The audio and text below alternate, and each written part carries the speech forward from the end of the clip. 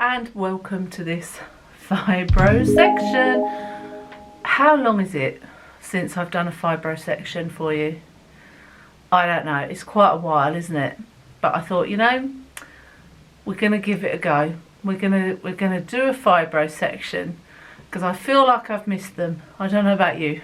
And actually, we've even got the trusted notepad. I don't even know if I've got the jingles for them anymore. I don't know, it's been that long. So excuse me from reading from my notes, but if I don't read from my notes, I cannot remember what I've written. So this week, I was going to make a video on positivity. I'm a big advocate for positivity, but when I was researching it with fibromyalgia, this one came up that is toxic positivity, and I'd never heard of it. So I was interested to find out more. If you can see a light on my jumper, it's just shining through the window and I can't work out which one it is to shut the curtain. So you're just going to have to deal with the light on me, okay? In the face of a chronic illness, our friends and family can resort to simple solutions. Just try and be positive. Look on the bright side.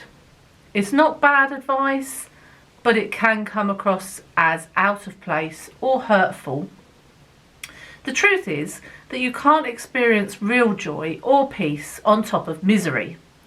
Only by acknowledging and accepting the pain, the lost dreams, the anxieties and fears is it possible to find peace and real joy in the midst of a chronic illness. Acknowledging the dark side, it sounds like something out of Star Wars, the dark side. Acknowledging the dark side, which is after all there in abundance, is what's wanted and needed. Not to be drowned in it or amplify it, but just simply to acknowledge it, just to think that it's there. That side of you is there. Instead, we are drowned with positive... No, I can't say it. We are drowned with positiveness messages, perfect social media lives and inspirational quotes. I'm guilty of that. I put inspirational I can't speak. Quotes. Have you missed that as well? On Instagram all the time. But I only put ones that are meaningful to me. I don't put any old rubbish on there. People with disabilities tend to be bathed in a kind of rosy picture in the media. They are courageous warriors inspiring others, and I hope that I don't come across like as someone who's got everything together, because I struggle too, and I hope that I show you both sides. I've actually unfollowed accounts on Instagram and YouTube where they're either too over the top and they've got their life together, they've got a job, they're loving life, they're living it to the full, they're not having any problems with their fibro. I can't deal with that because that makes me feel like a failure, so I don't follow them anymore. But then again, I also unfollow accounts that are permanently putting pictures of themselves like asleep, or how they take a photo of themselves asleep, I don't know, or like ill, or you know, on a flare-up. I don't necessarily want to see that because that makes me depressed as well. I want to see a mixture of the both, you know. Keep the balance, that's what I say. If only being positive was all it took. To process the emotional upheavals that come with a disability, anger, fear and grief need to be allowed to surface. These uncomfortable truths simply can't be wrapped up in a bow of positivity. We are often not good at confronting these dark emotions. We've been taught to persevere, rise above it, or my most hated comment ever is keep your chin up.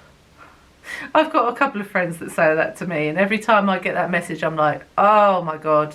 I know it's said out of a place of love, but for me, nah. No, I just don't like that saying. Why can't I keep my chin down?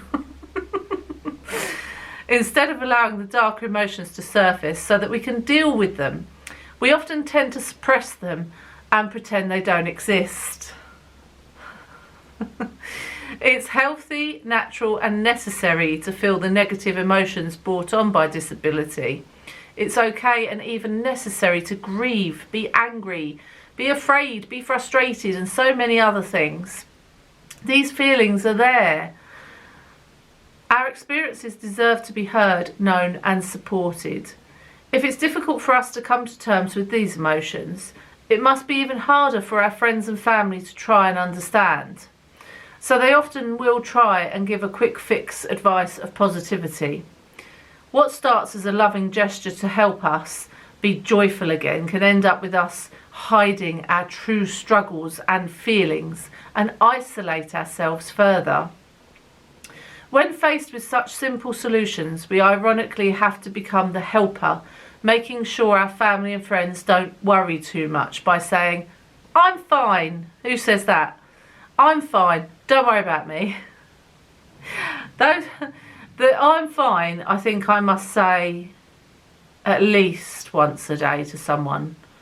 So whenever anyone asks how I am, I always say, "I'm fine, I'm fine." Even if I've yelled out in pain and they'd be like looking at me or, "Are you alright?" "Yeah, I'm fine." But I'm quite clearly not, but I'm just suppressing it.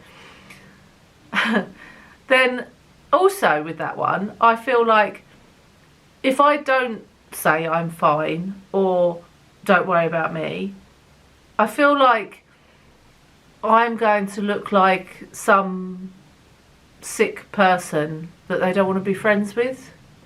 I don't want to be that person and I don't want to draw attention to myself. Comment down below if you can relate to that one. Then, hurt by their lack of understanding, we can get angry and detach ourselves further from our loved ones, making the problem worse.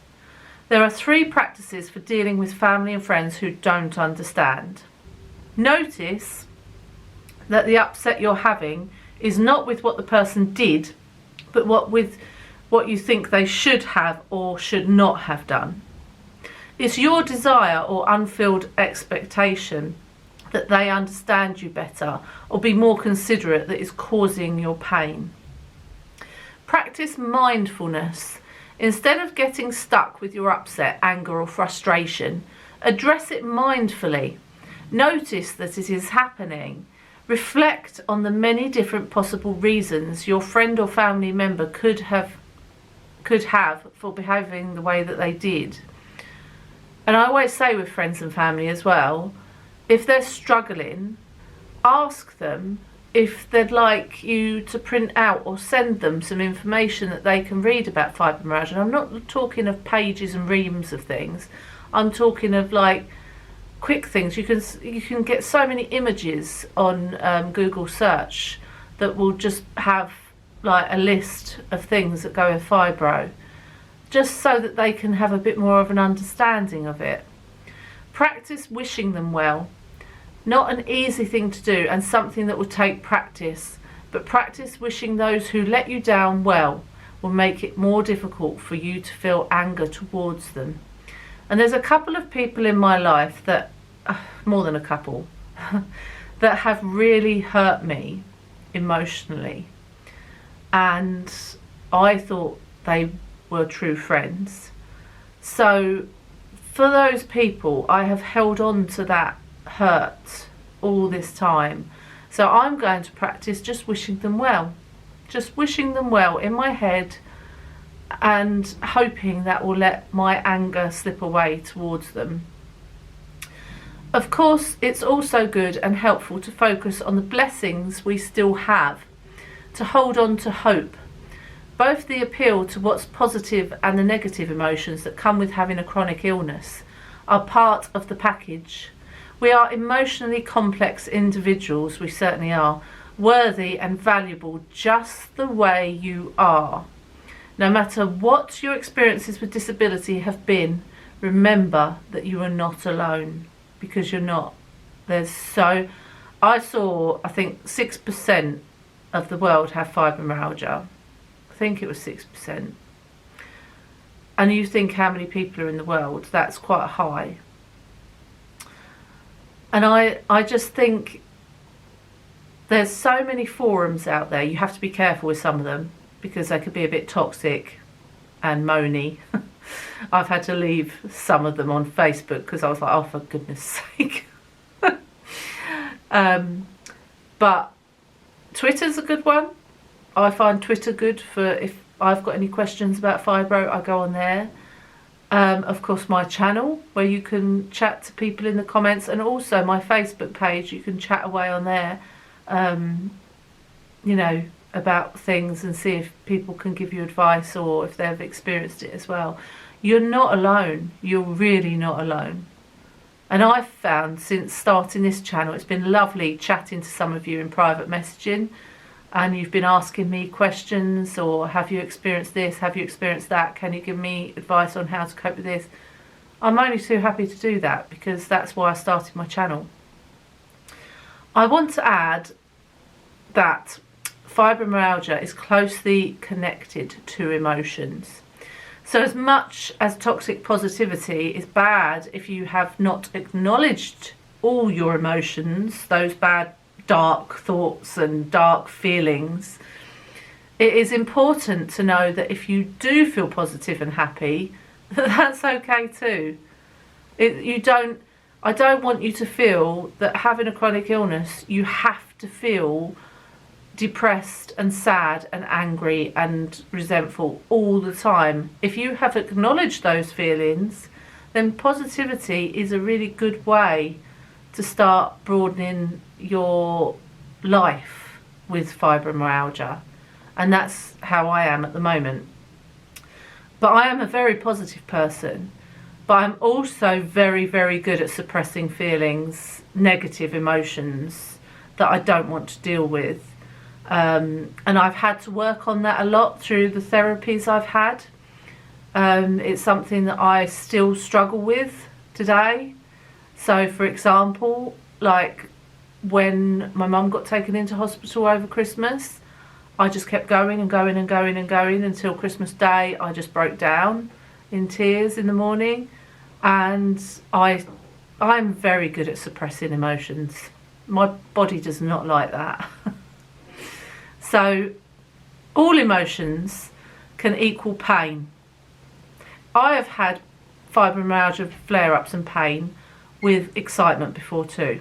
So I hope this video has helped in some small way. I thought that was very interesting. I'd never heard of toxic positivity because, like I say, I always feel like I'm quite a positive person, but you have to be very careful not to suppress those negative feelings.